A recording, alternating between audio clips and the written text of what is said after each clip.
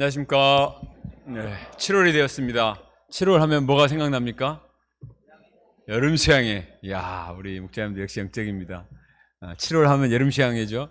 하나님께서 이번 7월에도 여름 수양회를 통해서 큰 성령 역사 이루시리라 믿습니다. 항상 여름 수양회가 되면 그 해에 성령의 은혜로 거듭난 그런 사람들이 있었습니다. 전혀 예상치 못한, 물론 때로는 예상하기도 하지만 예상치 못한 사람들이, 성령 역사는 바람과 같잖아요. 바람처럼 임해서 자기도 알 수 없었는데 정말 바람처럼 불처럼 임해서 그 사람의 심령이 뜨거워지고 또 마음이 변화되고 거듭나는 그런 역사가 있었습니다. 올해 2023년에도 반드시 이런 큰 성령 역사 이루시리라 믿습니다. 남은 기간 동안 열심히 기도하고 또 양들을 초청하고 우리가 준비하는 모든 프로그램들 잘 섬겨서 이번에 큰 성령 역사가 일어나면 좋겠습니다. 자, 오늘 말씀의 제목은 두려워하지 말며 침묵하지 말고 말하라. 우리 다 같이 한번 외쳐봅시다. 두려워하지 맙시다. 침묵하지 맙시다. 복음을 말합시다. 네, 두려워하지 말고 침묵하지 말고 말하라. 이 두려움과 침묵은 하나님이 기뻐하시지 않습니다. 우리는 입을 열어서 복음을 어찌하든지 증거하기 원하시는 하나님의 마음을 알고 열심히 복음의 말을 할 수 있기 바랍니다. 기도하겠습니다. 거룩하신 하나님 아버지, 우리가 과거에 고린도 사람들처럼 육신의 쾌락을 좇아 살던 정말 진노의 자식들이었는데 이러한 저희들을 버려두지 아니하시고 독생자 예수님을 보내어주시고 그 보배로운 피로 우리의 모든 더럽고 수치스러운 것들을 다 씻어주시고 지워주시고 우리를 새로운 피조물로 거듭나게 해주신 놀라운 주님의 은혜를 감사 찬송을 드립니다. 하나님 아버지, 우리가 체험한 이 놀라운 복음, 생명의 복음을 증거하기 원하십니다. 하나님 아버지, 제가 입을 열어서 이 생명의 말씀을 다 말하라 말씀하였사오니 우리가 말씀을 증거함으로 영혼들을 살리고 또 우리도 살아나는 귀한 역사 이루어나갈 수 있도록 도와주시기를 간절히 기도합니다. 이 시간에도 생명의 음성을 듣게 도와주시고 잠자는 영이 깨어나고 죽은 영혼들이 살아나는 귀한 예배가 될 수 있도록 축복해 주시옵소서. 예수님의 이름으로 기도합니다. 아멘. 자, 오늘 사도행전 18장 말씀입니다. 사도행전 18장 말씀은 사도 바울의 제2차 전도행 중에서 고린도를 개척한 내용입니다. 지난주 17장은 2차 전도행 중에서 어디를 개척했습니까? 데살로니가, 그 다음에 베레아, 아덴, 주로 특별히 이제 아테네가 어떻게 복음 역사를 이루는가 하는 것을 우리가 살펴보았습니다. 이 아테네가 철학과 우상의 도시라면 고린도는 상업과 향락의 도시다, 이렇게 말할 수가 있습니다. 여기 지도에 나오는 것처럼 아테네는 그리스의 행정 도시고 또 고린도는 상업 도시이기 때문에 많은 그 무역상들이 여기를 지나갔고 그래서 돈이 많았고 그래서 부가 넘쳐나고 더불어서 항구 도시다 보니 아주 타락한 퇴폐적인 그런 것이 굉장히 많았습니다. 고린도의 타락한 모습은 마치 창세기 19장에 나오는 소돔과 고모라를 연상시킬 만큼, 상상을 초월 만큼 타락했다고 합니다. 그래서 어떤 학자는 말하기를 오늘날 뉴욕과 라스베가스를 합친 곳이 아마 고린도였을 것이다, 이렇게 말을 합니다. 바울이 고린도 성도들에게 쓴 고린도전서 6장 9절과 10절에 보면 바울이 이렇게 경고를 합니다. 우리 같이 한번 읽어볼까요? 시작. 미혹을 받지 말라. 음행하는 자나 우상 숭배하는 자나 간음하는 자나 탐색하는 자나 남색하는 자나 도적이나 탐욕을 부리는 자나 술 취하는 자나 모욕하는 자나 속여 빼앗는 자들은 하나님의 나라를 유업으로 받지 못하리라. 누구에게 쓴 서신이에요? 고린도 사람들에게. 사도 바울이 고린도 사람들에게 편지를 쓴 것을 보면 고린도 지역이 얼마나 죄가 많았는가. 특별히 음행, 우상숭배, 간음, 탐색, 남색은 동성연애죠. 도적, 탐욕을 부리는 자, 술 취하는 자, 모욕하는 자, 속여 빼앗는 이 강탈하고 사기치는 사람들, 10가지네였다. 다른 어떤 지역보다도 죄가 많고 또 아주 타락한 죄가 만연했던 것이 바로 고린도였습니다. 이런 곳에서 복음 역사를 이룬다는 것은 정말 어렵습니다. 이런 곳에서는 믿음의 중심을 지키기도 어려울 것 같습니다. 그런데 사도 바울은 이런 고린도에서 1년 6개월 동안 머물면서 열심히 복음을 전해서 큰 성령 역사를 체험을 했습니다. 아테네에서보다 훨씬 더 많은 성령 역사를 이루고 제자들을 많이 세웠습니다. 사도 바울이 어떻게 이 타락하고 폐폐적인 우상이 많고 음란한 이 고린도에서 1년 6개월 동안 있을 수 있었을까? 그냥 버티고 있는 게 아니라 이곳에 복음을 열심히 증거해서 하나님의 큰 능력을 체험한 비결이 무엇인가 우리가 배워서 우리가 살고 있는 이 시대가 소돔 고모라와 같고 또 고린도와 같은 이런 세상이 되어가고 있는데 이런 가운데서 어떻게 복음 역사를 이룰 수 있는가? 사람들은 그렇게 말해요. 이렇게 타락한 시대에서 더 이상 복음이 통하지 않는다. 인기도 없고 사람들이 들으려고도 하지 않고 영성이 없어서 복음 역사를 이룰 수 없다 생각을 하지만 그러나 사도 바울이 고린도에서 하나님의 능력을 체험한 것을 보면 우리도 얼마든지 이 고린도 같은 시대 가운데 하나님의 말씀을 통한 은혜 역사 이룰 수 있음을 믿습니다. 자, 세 가지를 살펴보고자 하는데 사도 바울은 먼저 하나님의 말씀에 붙잡힌 바 되었습니다. 바울이 어떻게 고린도 개척 역사를 이룰 수 있었는가? 그것은 하나님의 말씀에 붙잡힌 바 되었다는 것입니다. 따라합시다. 말씀에 붙잡힌 바 됩시다. 시대가 아무리 악하고 타락해도 내가 거룩하신 하나님의 말씀에 사로잡힌 바 되면 나를 통해서 하나님의 능력이 나타나게 되는 것입니다. 자, 1절과 2절을 보면 바울이 아덴을 떠나서 고린도에 이르렀습니다. 이때 아굴라와 프리스가 부부가 로마로부터 왔습니다. 이들은 천막을 만드는 텐트 메이커 비즈니스를 하고 있는 사람들이었는데 바울도 똑같은 생업을 하고 있었던 사람이기 때문에 직업상 같이 만나게 됐습니다. 그런데 나중에 알고 보니까 이들도 복음을 영접하고 하나님을 경외하는 아주 신실한 신자들인 것을 알 수가 있었습니다. 나중에 사도행전 18장 26절에 보면 브리스가 아굴라 부부는 평신도이지만 아주 똑똑한 아볼로를 말씀으로 잘 도와서 고린도교의 큰 일꾼으로 세운 아주 뛰어난 성경 선생이었습니다. 이 정도 되면 나름대로 자비심과 고집이 있을 수도 있을 텐데 그러나 아이들은 아주 겸손하고 헌신적이었습니다. 로마서 16장 6절에 보면 16장 4절에 보면 아굴라 브리스가 부부는 바울의 목숨을 지키기 위해서 자기의 목이라도 내놓을 만큼 충성스러운 믿음의 사람들이었습니다.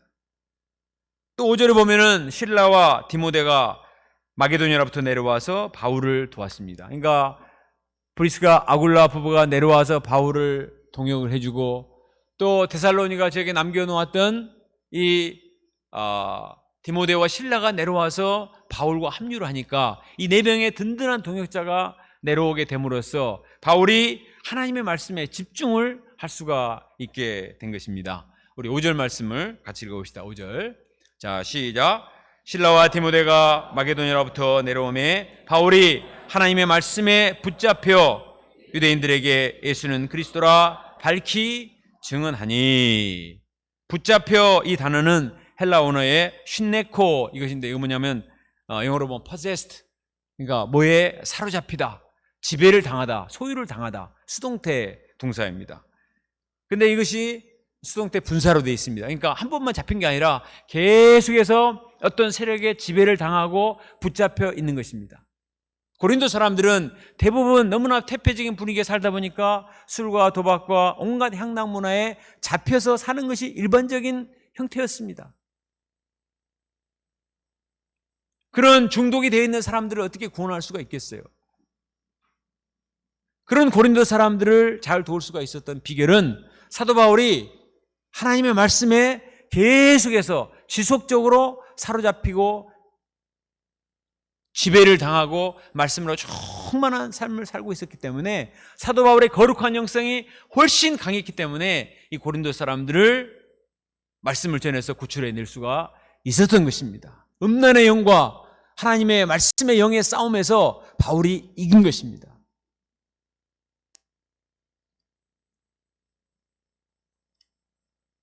바울은 말씀에 사로잡혀서 주체할 수 없는 감격과 열정으로 열심히 복음을 전했습니다. 그는 의무적으로 형식적으로 복음을 전한 것이 아니고 예수님의 사랑에 대해 매인바되고 구원의 감격에 사무쳐서 끓어오르는 감격으로 예수님이 그리스도 같으십니다. 여러분, 예수님을 믿으세요. 헛된 것들 추구하지 말고 타락한 것들 따라 살지 말고 하나님의 나라를 유업으로 받지 못하고 다 심판받습니다. 여러분, 예수님을 믿어야 됩니다. 이렇게 열심히 증거한 것입니다. 여러분, 예수님은 하나님의 아들이십니다. 아멘이 나와야죠. 예수님은 하나님이 보내신 메시아이십니다. 예수님이 우리를 위해서 십자가에 피 흘려 죽으셨고 사흘 만에 부활하셨습니다. 예수님은 부활이요 생명이요 길이요 진리요 생명이 되십니다. 제가 그 예수님을 만났습니다. 담메색 도상에서 저도 예수님을 핍박하던 사람이었는데 부활하신 예수님을 큰 빛 가운데 만나서 영적인 눈을 뜨고 거듭나서 새로운 피조물, 새로운 믿음의 사람이 되었습니다. 새 사람이 되었습니다.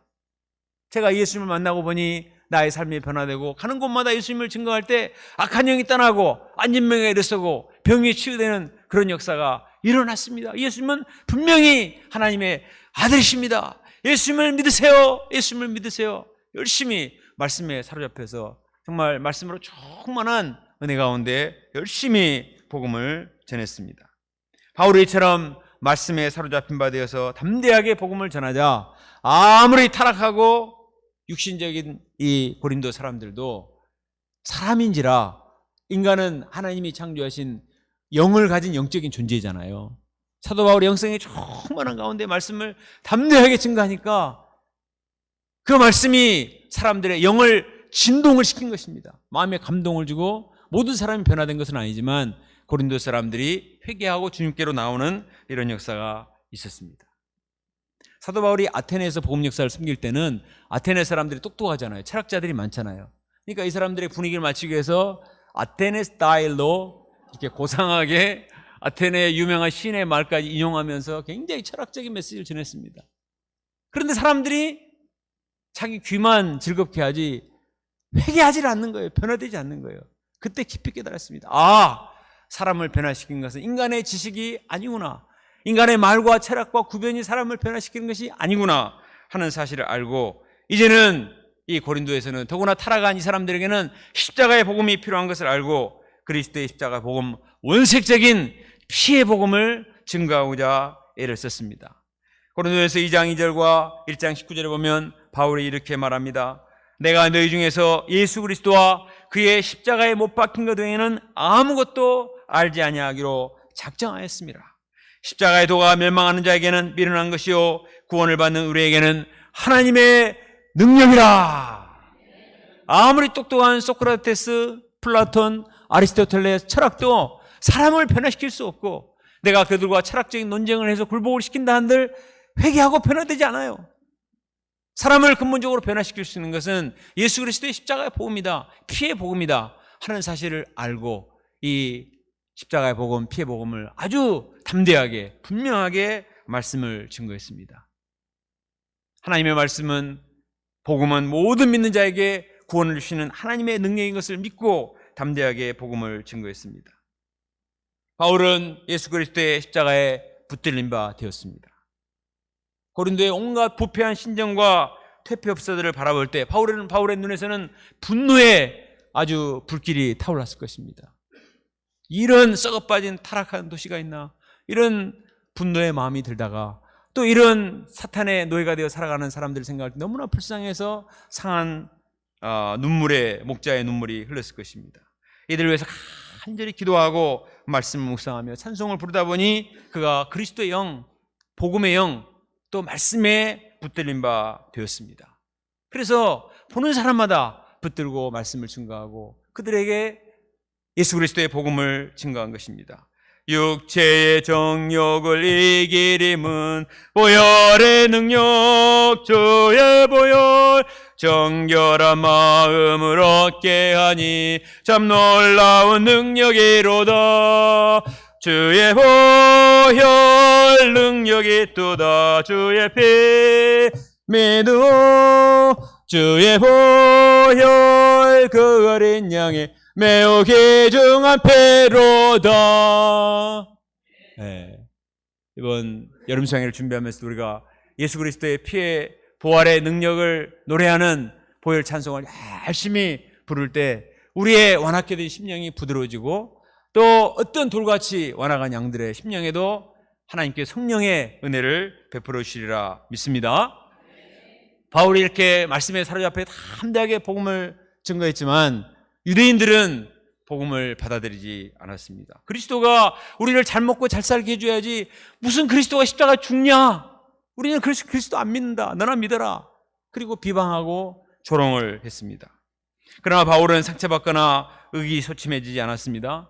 그는 옷을 털면서 말했습니다. 너희 피가 너희 머리에게로 돌아갈 것이요 나는 깨끗하니라. 나는 앞으로 이방인에게로 가겠노라. 이렇게 선언을 하고 이제 유대인들과 관계성을 끊고 이방인들에게 가서 열심히 복음을 전했습니다.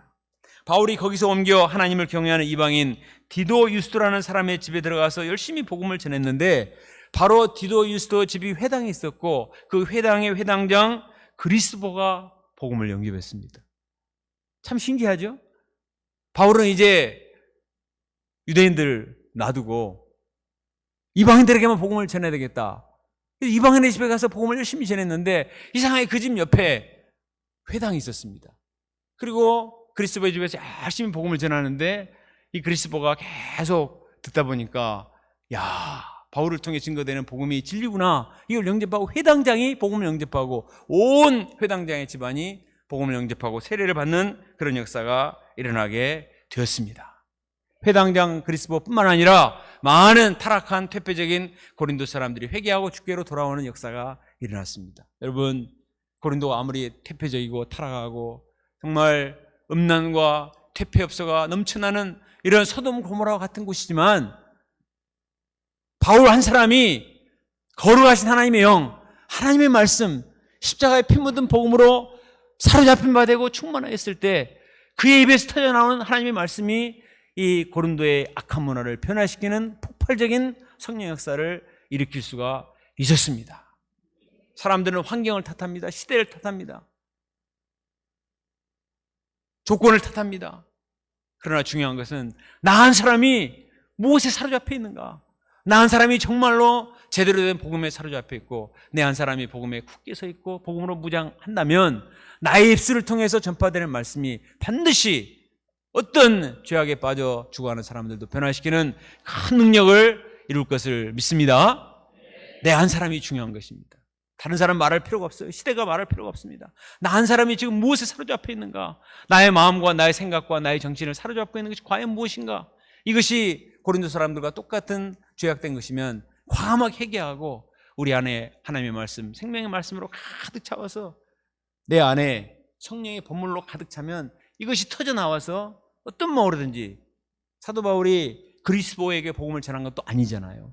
그런데 그 말씀이 영향을 미쳐서 변화된 것처럼 반드시 하나님의 구원 역사 일으키실 줄 믿습니다. 우리 이사무엘 중사님의 정기집의 역사본 제목은 하나님의 말씀에 사로잡힌 사람, 이런 제목입니다. 이 사무엘 중사님의 인생을 한마디로 얘기하는 한 가지 단어는 말씀에 사로잡힌 사람이었다 하는 것입니다.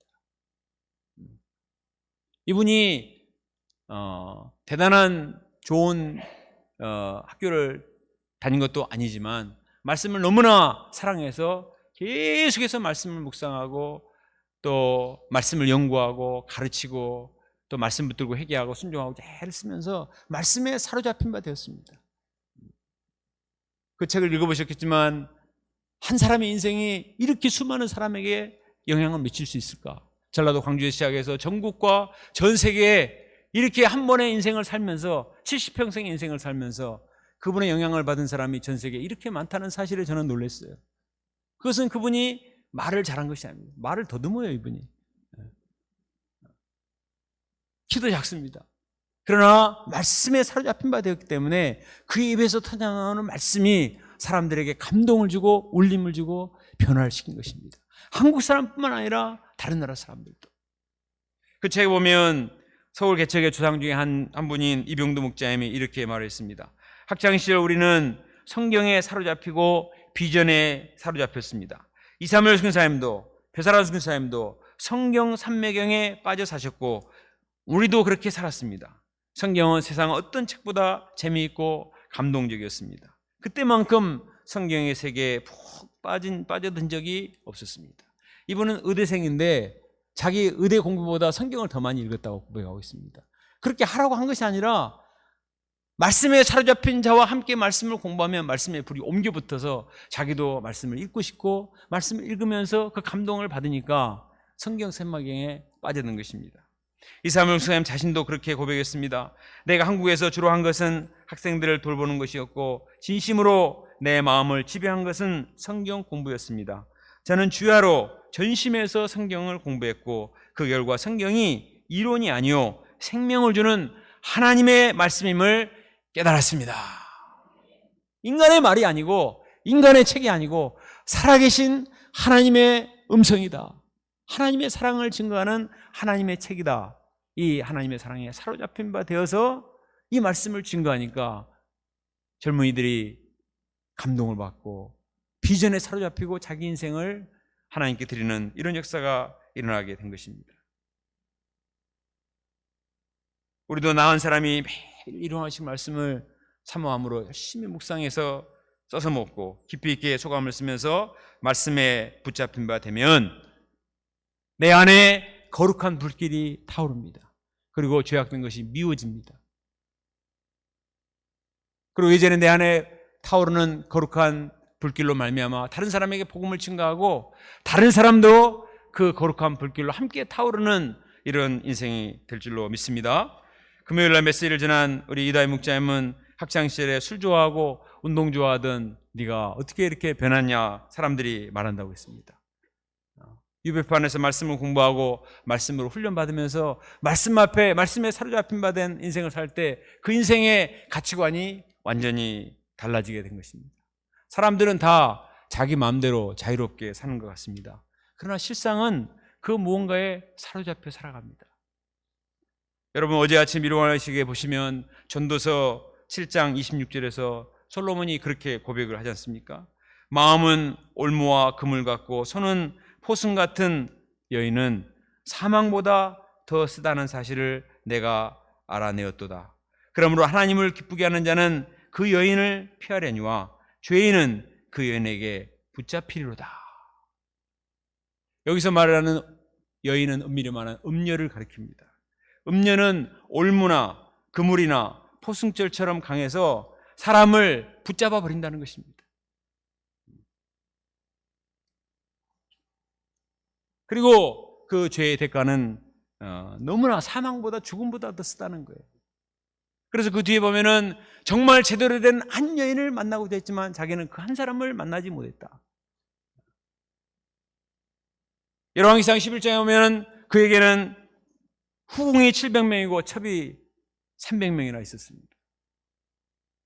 그러나 그가 쾌락에 사로잡힌 바 되었을 때 그는 도저히 힘을 쓸 수가 없었습니다. 그가 처음에 왕이 되었을 때는 겸손하게 하나님께 지혜를 구했습니다. 그때 하나님은 여호와의 영, 지혜와 모략의 영을 주셔서 그 지혜와 모략의 영에 사로잡혀서 백성들을 잘 다스려서 모든 사람들이 부러워하는 그런 나라를 건설했습니다. 근데 나라가 부강해지고 나중에 점점 풍요로워지자 그는 점점 영성을 잃어버리고 쾌락에 사로잡힌 바 되었습니다. 나중에는 걷잡을 수 없는 결과를 가져와서 그의 마지막은 너무나 비참한 모습으로 되는 것을 볼 수가 있습니다. 사람이 아무리 똑똑해도 죄악된 세력에 중독이 되고 포로가 되면 타락한 솔로몬처럼 두 눈 뽑힌 삼손처럼 비참하게 되는 것입니다. 때문에 우리는 이러한 세상적인 것들을 멀리하고 영적인 것 하나님의 말씀에 사로잡히는 저희가 될 수 있기를 간절히 기도합니다. 고린도후서 5장 13, 14절에 우리가 만일 미쳤어도 하나님을 위한 것이요 정신이 온전하여도 너희를 위한 것이니 그리스도의 사랑이 우리를 강권하시는도다. 사도 바울은 그리스도의 사랑에 미친 자가 되었습니다. 이 무지하고 포행자요 폭행자요 살인자인 나를 찾아오셔서 나 같은 자를 용서해 주시고 이방인을 위한 택한 그리스도로 삼아주신 주님의 은혜, 영적인 까막눈이었던 이 죄인을 구원해 주신 하나님의 은혜를 생각할 때 도저히 가만히 있을 수가 없었습니다. 이 주님의 사랑을 생각하면 자다가도 벌떡 일어나서 하나님 말씀을 전하지 않을 수가 없었습니다. 정신이 온전하여도 내가 미쳤어도 그리스도의 사랑에 강권한 데 삶을 사니까 사랑의 원자폭탄과 같이 만나는 사람마다 복음을 전해서 그 타락한 도시를 변화시키는 믿음의 사람으로 성장할 수가 있었습니다. 우리가 사도 바울과 같이 정말 주님의 사랑을 깊이 묵상하며, 여러분 라이프 소감을 쓰면서 뭘 느끼십니까? 그냥 살 때 원망과 불평과 걱정, 의심, 염려가 많지만 인생 소감을 쓰니까 얼마나 주님의 은혜가 큰가, 주님의 십자가 보혈의 은혜가 얼마나 큰가, 그 사랑이 점점 마음에 점해오지 않습니까? 이 사랑에 감동이 되어서 또 이 사랑을 열심히 증거함으로 내 마음에 항상 거룩한 성령의 불길이 타오르고 다른 사람들도 죄의 포로가 되어 있는 영혼들을 구원하는 믿음의 사람이 될 수 있기를 간절히 기도합니다. 둘째로 하나님께서는 바울로 하여금 두려움을 극복하도록 도와주셨습니다. 우리 9절 말씀, 9절과 10절 말씀을 같이 읽어보겠습니다. 시작. 밤에 주께서 환상 가운데 바울에게 말씀하시되 두려워하지 말며 침묵하지 말고 말하라. 내가 너와 함께 있으며 어떤 사람도 너를 대적하여 해롭게 할 자가 없을 것이니 이는 이 성 중에 내 백성이 많음이라 하시더라. 앞에서 우리가 살펴본 것처럼 바울은 말씀에 사로잡힌 바 되어서 예수님이 그리스도 되심을 밝히 증거를 했습니다. 그런데 9절에 보니까 바울의 마음에 두려움이 있는 것을 알 수가 있습니다. 고린도전서 2장 3절에 보면 내가 너희 가운데 거할 때 약하며 두려워하며 심히 떨었노라, 이렇게 고백하고 있습니다. 우리가 바울을 생각하면 바울은 전혀 두려움도 없고 또 약한 것도 없고 돌에 맞아도 뻗떡 일어나고 또 누가 비방해도 전혀 상처도 받지 않는 터미네이터 같은 사람이지 않는가, 이런 생각을 합니다. 그러나 이 고린도전서 말씀을 기초로 보면 바울도 우리가 똑같은 성정을 가진 연약한 인간이다 하는 사실을 알 수가 있습니다. 바울이 왜 이처럼 약하고 두려워했을까요? 그만큼 고린도 지역에 악한 영이 강하게 엄습해 왔기 때문입니다. 어둠과 음란의 영, 우상과 폭력의 영이 그의 마음을 짓눌렀습니다. 언제 어디서 대적자들이 다가와서 그의 목숨을 노릴지 알 수가 없었습니다. 낮에는 말씀에 사로잡히면서 열심히 복음을 전하기 때문에 정신이 없었어요. 그런데 밤이 되면 몸이 여기저기가 쑤시고 아팠습니다. 루스드라에서 돌에 맞은 상처가 옥신거리고 빌립보에서 채찍에 맞은 자리가 쓰리고 아팠습니다. 그에게 사랑하는 아내나 또 자녀가 있어서 음식을 챙겨주거나 건강을 돌봐주면 괜찮지만 그에게는 그러한 가족도 없었습니다. 때로는 극심한 외로움에 눈물을 흘렸을 것입니다. 내가 괜히 선교여행을 시작해서 이 고생을 하는가, 이런 생각도 들었을 것이고 나의 장래는 과연 어떻게 될 것인가, 이런 염려도 몰려왔을 것입니다. 하나님은 이런 바울의 연약함과 슬픔과 두려움을 이해하신 것입니다. 그래서 밤에 바울을 찾아오셨습니다. 그리고 말씀하셨습니다. 바울아, 두려워하지 말라. 내가 너와 함께함이라. 이 성에 내 백성이 많음이라. 너를 대적하는 사람만 있는 게 아니라 미끼로 작정된 많은 남은 자들이 있기 때문에 걱정하지 말고 두려워하지 말고 침묵하지 말고 입을 열어서 복음을 전하라, 이렇게 말씀하셨습니다. 얼마나 마음에 큰 위로가 힘이 되었겠습니까? 고린도후서 4장 8절과 9절에 보면 바울이 이렇게 고백합니다. 우리 같이 한번 읽어봅시다. 4장 8절과 9절 시작. 우리가 사방으로 오겨싸움을 당하여도 쌓이지 아니하며 답답한 일을 당하여도 낙심하지 아니하며 박해를 받아도 버림받지 아니하며 거꾸로 엎드림을 당하여도 망하지 아니하리니. 자, 그 밑에도 시작. 심히 큰 능력은 하나님께 있고 우리에게 있지 아니함을 알게 하려 함이라. 사방에서 우겨싸움을 당하고 답답한 일을 당하고 박해를 받고 거꾸로 엎드림을 당하면 얼마나 두렵고 힘듭니까? 그러나 나는 질그릇과 같이 연약한 존재지만 질그릇 안에 보배 되신 예수님을 모시고 있기 때문에 나에게는 능력이 없지만 능력이 힘이 큰 것이 하나님께 있음을 알게 하려 함이라. 하나님이 나와 함께 하시구나, 그 능력을 가지고 계신 하나님이 나와 함께 계시구나 하는 사실을 믿을 때 모든 두려움과 연약함을 극복할 수가 있었습니다. 이번 달 양식책 132페이지 보면 정릉센터의 김한나 목자의 소감이 올라와 있습니다. 어제 UBF 포럼을 보신 분들은 아마 이분의 간증을 영상으로 봤을 것입니다. 제가 한번 읽어드릴게요. 이분은 3년 전에 어머니 암이 재발하고 집이 이사하는 문제 때문에 너무나 외롭고 힘이 들었다고 말했습니다. 어디에도 하소연할 것이 없어서 하나님께 나가 간절히 기도했습니다. 이분의 아버지도 이름이 김니에미아입니다. 그래서 이 집안을 제가 알고 있는데 이 어머니는 5년째 암 투쟁을 하고 있고 또 물질적으로 어려워서 이사를 해야 되는데 이 도움을 줄 곳이 없었습니다. 하나님께 나가 간절히 기도했을 때 창세기 1장 31절 말씀을 통해서 하나님이 찾아오시고 큰 위로를 주셨습니다. 인생의 가장 외롭고 슬펐던 순간에 자신의 뒤에서 함께 눈물을 흘리고 계신 예수님을 바라보았습니다. 혼자서만 이 세상을 살아가는 줄 알았는데 그 누구도 자신의 아픔을 이해하지 못한다고 생각했는데 예수님께서 고난과 슬픔의 순간마다 함께 눈물을 흘려주시고 예수님께서 피 흘리고 계심을 보여주셨습니다. 한나야 내가 너와 함께함이니라. 두려워하지 말라. 주님의 약속의 말씀이 그 마음에 큰 위로가 되었습니다. 주님의 함께하심을 믿고 믿음으로 간호학과 편입에 도전했을 때 하나님께서 합격시켜 주셨습니다. 이제는 미국 간호사 선교사로 나가고자 기도하고 있다고 했습니다. 그녀의 주변 친구들은 그렇게 말한다고 했습니다. 내 인생에서 단 한순간도 외롭지 않은 적이 없었다. 단 한순간도 외롭지 않은 적이 없었다. 항상 외로웠다는 거죠. 어떤 친구는 한 달 동안 학교에 다녔지만 단 한 명도 친구를 사귀지가 못했다. 그런데 이 한나 목자를 만나 대화하는 것이 너무나 기쁘고 위로가 된다고 말했습니다. 현실은 5년째 암투병 하시는 엄마를 수별하며 어려운 전공 공부를 감당해야 하는 어려움이 있지만 자기와 함께 하시는 주님을 바라볼 때 모든 두려움과 염려를 극복할 수 있었다고 고백을 하고 있습니다. 우리가 살고 있는 세상은 너무나 치열하고 삭막합니다. 이렇게 삭막하고 치열한 세상에서 우리는 눌리고 떨리고 두려울 때가 얼마나 많습니까? 그러나 하나님께서 우리와 함께 하십니다. 어떤 사람도 우리를 대적하거나 해롭게 할 수 없습니다.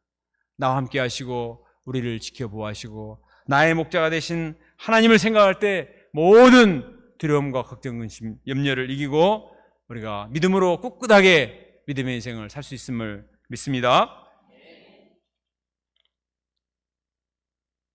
우리가 이번 수양회에서도 정말 두려움에 떠는 사람들, 또 각종 문제로 인해서 마음이 연약한 사람들을 초청해서 이들이 하나님의 말씀을 들으면 살아나는 역사가 일어나게 될 것입니다.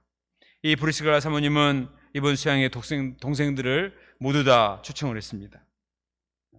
이전에는 이런 적이 없는 것 같은데 이번에 다 등록을 하신 것을 보았습니다. 가족들 전도하는 것이 제일 어렵습니다. 더구나 지금 동생은 암투병을 하고 있습니다. 보통 사람 같으면 이렇게 어려운 상황에 눌려서 더 의기소침할 수가 있을 텐데 사모님은 지금이야말로 동생들과 온 가족의 복음을 전할 수 있는 절호의 기회다 이렇게 생각하고 오히려 수양에 초청을 한 것입니다. 고린도서 6장 2절에 보라 지금은 은혜 받을 만한 때요 보라 지금은 구원의 날이로다. 사람들 그렇게 생각합니다. 지금은 때가 아니야. 지금은 너무 어려워. 나중에. 그러나 가장 어려울 때가 복음이 가장 절실히 필요한 때입니다. 아멘이 나와야 되는데 지금이 가장 복음이 필요한 때. 우리 가족들과 나 자신과 우리 양들에게 우리가 인간적인 눈으로 바라보면 소망이 없어 보이지만 하나님의 눈으로 바라보면 지금이야말로 가장 좋은 때인 줄로 믿습니다. 그래서 두려워하지 말고 침묵하지 말고 말하라는 것입니다. 운동선수들이 골을 계속 먹으면 의기소침해가지고 달릴 수도 없고 할 수도 없습니다. 그때 코치가 막 소리치면서 서로 말을 하고 격려하고 막 하라고 그랬다고 했습니다. 기아가 요즘 계속 져가지고 힘이 없습니다. 감독 막 물러가라고 난리를 쳐요. 선수들이 어제 작심을 하고 시작할 때부터 연습할 때 막 소리를 지면서 했답니다. 그래서 어제 LG를 이겼어요. 운동선수들도 힘들고 어려우면 막 말을 하고 화이팅을 외치고 서로 격려를 하고 이렇게 하면은 꼴찌팀이 1위 팀을 이기는 겁니다. 우리가 하나님의 성령에 사로잡힌 바 되어서 정말 기도하고 간절히 부르짖고 간구할 때 하나님께서 은혜 역사를 이루시리라 믿습니다. 수양회가 다가오고 기도문을 하고 특세제를 했지만 참여하지도 않고 뒷짐만 지고 있는 것은 정말 이건 좋지 않습니다. 이번에 수양회에서 우리 김멜리사 목자님이 레크레이션을 맡아서 얼마나 고마운지 모르겠습니다. 가만히 있으면 안 됩니다. 새벽 기도에 나와서 부르짖어 기도해야 돼요. 내 양이 없으면 다른 사람 양을 쫓아가서 같이 옆에서 바람잡이라도 해주고 초청 역사를 이루면 한 사람이, 죄인 한 사람이 회개하면 천국에서 잔치가 벌어진다고 했지 않습니까? 나에게는 별거 아닐지 모르지만 그 사람에게는 인생이 바뀌는 변곡점이 될 수가 있어요. 사단은 할 수 있는 대로 말하지 말아라, 초청하지 말아라. 그런 사람 분명히 있을 거예요. 수양에 빨리 지나가라. 아이고 매요. 치료 한 달 동안 어떻게 목자님의 이렇게 또 힘든 광고를 듣고 시달릴까 생각하지. 그럴 바에는 차라리 일어나서 말을 하세요. 열심히 찬송하고 기도하고 초청하면 내가 살고 양이 사는 역사가 일어나게 될 줄로 믿습니다. 세 번째로 바울은 나시린의 소원을 하면서 고린도 개척 역사를 섬겼습니다. 18장 하반절에 보면 18절 하반절 같이 한번 읽어볼까요? 시작. 바울의 일찍이 소원이 있었으므로 갱그레아에서 머리를 깎았더라 이렇게 되어 있습니다. 자, 사도 바울이 갱그레아에서 왜 머리를 깎았을까? 사진 한번 보세요. 갱그레아가 고린도 바로 밑에 있습니다. 민수기 6장 2절부터 5절에 보면 나시린들은 하나님께 소원한 기간에는 머리를 깎아서는 안 됩니다. 사도 바울이 갱그레아에서 머리를 깎았다는 것은 뭐냐면은 고린도에 있는 기간은 한 번도 이발을 안 한 거예요. 자기의 소원이 끝나서 갱그레아에 와서 비로소 이발을 한 것입니다. 무엇을 말하느냐? 사도 바울이 고린도 역사를 섬기면서 고린도가 너무나 퇴폐하고 타락한 지역이기 때문에 이 영혼들을 구원하기 위해서는 웬만해서는 안 되겠구나. 내 자신을 산제물로 하나님께 드려야 되겠다. 폭탄을 던지는 심정으로 내 인생을 온전히 하나님께 드려야 되겠다. 소원을 한 것입니다. 주님, 저의 지체를 의의 병기로 주님께 드리겠습니다. 예수 그리스도의 사람들은 육체와 함께 그 정욕과 탐심을 십자가에 못 박았느니라. 주여, 내 눈을 돌이켜 허탄한 것을 보지 말게 하소서. 이 말씀을 수없이 외치면서 자기 인생과 자기 시간과 모든 지심을 온전히 하나님께 드렸을 것입니다. 조금이라도 헛생각하면 그 틈을 타서 사단이 들어오기 때문에 자기 자신을 온전히 산제물로 하나님께 드림으로써 헌신을 한 것입니다. 그때 하나님께서 바울과 함께 하시고 능력을 베풀어 주셨습니다. 구르는 돌에는 이끼가 끼지 않는다는 말이 있습니다. 우리가 가만히 있으면 심령이 부패해지고 온갖 탐심과 탐욕과 염려가 이끼처럼 우리 마음에 끼지 않습니까? 그래서 열심히 입을 열어서 침묵하지 말고 복음을 전하라는 것입니다. 어떤 사람은 그렇게 말합니다. 내 마음에 은혜가 있어야 하죠. 은혜가 있어서 말씀을 전합니까? 말씀을 전하면 은혜가 있습니까? 은혜가 없어도 말씀을 전해보세요. 힘이 없어도 나와서 억지로라도 기도해보세요. 그러면은 내 마음에 성령의 불길이 타올라서 내 마음에 감격이 있고 은혜가 있을 줄로 믿습니다. 결론적으로 볼 때 그 힘든 고린도에서 어떻게 바울이 복음 역사를 이룰 수가 있었는가? 그냥 중심만 지킬 뿐만 아니라 이 타락한 도시 고린도를 복음으로 정복하는 역사를 어떻게 이룰 수 있었는가? 첫 번째는 어떻게 했다고요? 말씀에 사로잡힌 바 되었다. 하나님 말씀에 사로잡힌 바 되었다. 두 번째는 하나님께서 나타나셔서 두려움을 물리쳐 주셨다. 세 번째는 자기 자신을 온전히 하나님께 드리고자 서원을 한 것입니다. 오늘날 우리도 고린도와 같은 시대에 살고 있지만 많은 사람들이 물질과 쾌락에 사로잡힌 바 되어서 죄의 종이 되어 살고 있지만 나 한 사람이 하나님 말씀을 사랑해서 하나님 말씀에 사로잡힌 바 되고 성령에 사로잡힌 바 되고 그리스도의 십자가의 사랑에 강권함을 받으면 내 안에서 거룩한 불길이 타올라서 나를 통하여서 반드시 영혼들을 구원하는 생명의 역사가 일어나게 될 줄로 믿습니다. 하나님은 그런 사람을 절대로 가만두지 않습니다. 하나님이 나타나셔서 바울아, 내가 너와 함께함이니라. 내가 너를 도와주겠다. 용기를 주십니다. 또 우리 자신이 하나님 앞에 내 자신을 온전히 들고자 소원할 때 하나님께서 우리를 의의 병기로 사용하셔서 우리를 통하여 이 타락한 문화를 이기고 생명의 역사를 이룰 수 있으리라 믿습니다. 자, 이제 우리가 수양회가 20일 정도 남았습니다.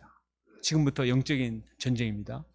우리가 이 기간 동안에 그냥 안일하게 있지 말고 지금까지 가만히 있었더라도 용서하겠습니다. 그러나 7월부터는 어떻게 해야 되겠습니까? 따라합시다. 두려워하지 맙시다. 침묵하지 맙시다. 말합시다.